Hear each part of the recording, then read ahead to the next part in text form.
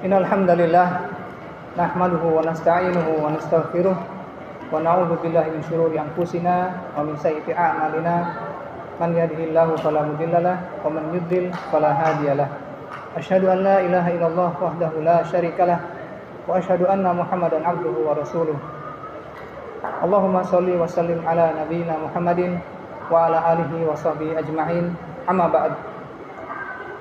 Fa ya ayyuhal hadirun Ittaqullaha ta'ala haqqa tuqatih wa la tamutunna illa wa antum muslimun. Hadirin jamaah salat Jumat rahimakumullah. Pada kesempatan khutbah Jumat yang singkat ini, khatib akan menyampaikan sebuah pesan khusus bagi kepala rumah tangga, bagi para ayah dan juga bagi para suami. Kita sebagai suami dan sebagai ayah tentunya mengharapkan agar keluarga kita menjadi keluarga yang sakinah. Tapi ternyata hadirin, menjadi keluarga sakinah saja tidak cukup. Karena sakinah itu dimensinya adalah kehidupan dunia. Jadi standar kehidupan, standar kebahagiaan di dunia bagi sebuah keluarga adalah sakinah. Tapi belum mencapai standar kebahagiaan di akhirat. Apa itu standar kebahagiaan di akhirat bagi sebuah keluarga?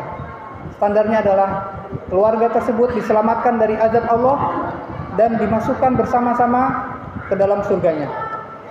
Lalu bagaimana caranya agar sekeluarga kita bisa selamat dari azab Allah dan dimasukkan ke dalam surganya? Allah Subhanahu wa taala telah memberikan jawabannya.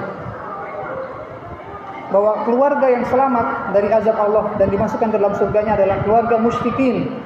Apa itu keluarga musyrikin? Mari kita bahas bersama. Istilah musyrikin dalam Al-Qur'an disebutkan sebanyak 3 kali.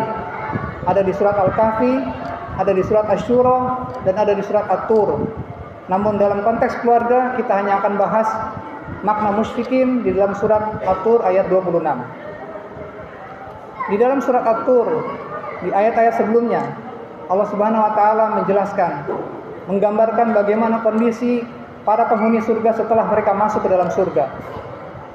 Keluarga, ayah dan anak akan saling tolong-menolong untuk bisa masuk ke dalam surga di level yang sama. Mereka mendapatkan kenikmatan surga yang begitu banyak.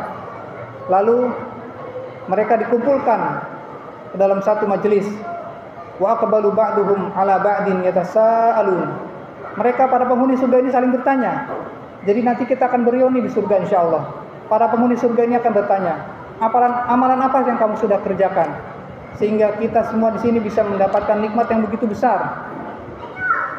Lalu di surat At-Tur ayat 26 itu Allah Subhanahu wa taala berfirman, qalu inna kunna fi ahlina musyrikin. Kami dulu ketika kami berada di dunia, ketika kami bersama keluarga, kami termasuk orang-orang yang musyrikin. Apa itu musyrikin? Yaitu orang-orang yang takut dengan azab Allah. Lalu karena mereka adalah keluarga-keluarga yang takut dengan azab Allah selama di dunia, maka Allah memberikan mereka ganjaran. Apa ganjarannya? Ada di surat At-Tur ayat 27. Famanallahu 'alaina wa waqana 'adzabas samum. Maka orang-orang dan keluarga-keluarga yang tadinya takut dengan azab Allah itu diselamatkan, diberikan karunia, dibebaskan dari azab neraka. Musyrikin berasal dari akar kata syafaqah yang artinya khawatir, yang artinya takut, yang artinya berhati-hati. Jadi yang disebut oleh Allah keluarga musyrikin ini adalah keluarga yang merasa takut dengan azab Allah. Dan mereka karena rasa takut tersebut berhati-hati sehingga mereka tidak tergelincir dalam perbuatan dosa. Keluarga musyrikin ini adalah keluarga yang memiliki kedudukan yang istimewa di sisi Allah. Karena seperti kita pahami, kalau kita berada dalam keluarga kita tentunya lebih banyak bersenang-senang, bergembira, dan sering kali lalai. Tapi yang membedakan adalah keluarga musyrikin. Mereka tetap bersenang-senang seperti keluarga biasa, tapi ada saatnya mereka saling menasehati, mereka saling mengingatkan tentang kehidupan akhirat. Jadi keluarga musyrikin ini adalah keluarga yang spesial di sisi Allah. Wahai para ayah, wahai para suami, di pundak kita ini tidak hanya terpikul beban untuk menafkahi keluarga. Di pundak kita ini juga terpikul beban untuk menghindarkan diri kita dan keluarga kita dari api neraka. Sebagaimana ayat yang sudah sering kita dengar. di surat At-Tahrim ayat 6. Ya ayyuhalladzina amanu qu anfusakum wa ahlikum naran waquduhan nas wal hijarah 'alaiha malaikatun ghiladun shidadun la ya'sunallaha ma amarahum wa yaf'aluna ma yu'marun. Wahai orang-orang yang beriman, jagalah dirimu dan keluargamu dari api neraka yang bahan bakarnya adalah manusia dan batu. Penjaganya adalah malaikat-malaikat yang kasar dan keras. Mereka tidak durhaka kepada Allah terhadap apa yang Dia perintahkan dan selalu mengerjakan apa yang Allah perintahkan. Dalam tafsir As-Sa'di disebutkan bahwa konsekuensi dari ayat ini bahwa mewajibkan seorang suami untuk mendidik, mengajarkan dan memaksakan kepada keluarganya untuk menunaikan perintah Allah.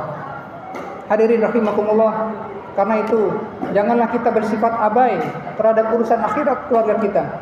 Jangan kita biarkan salah satu anggota keluarga kita, baik istri ataupun anak-anak kita, melakukan maksiat dan dosa.